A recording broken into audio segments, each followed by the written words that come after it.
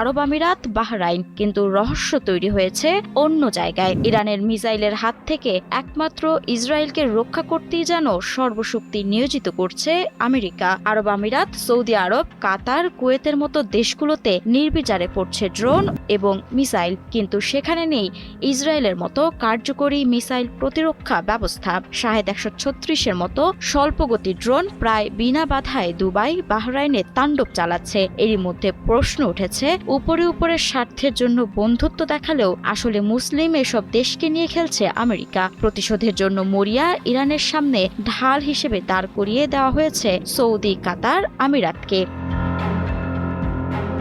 যুদ্ধের বলির পাঠা বানানো হয়েছে আরব রাষ্ট্রগুলোকে। ইরানের বিপ্লবী গার্ড IRGC বলছে, মধ্যপ্রাচ্যের বিভিন্ন দেশে থাকা আমেরিকার অন্তত 27টি ঘাঁটিতে হামলা চালানো হয়েছে, কিন্তু আসল ক্ষতি হচ্ছে সেসব দেশের বেসামরিক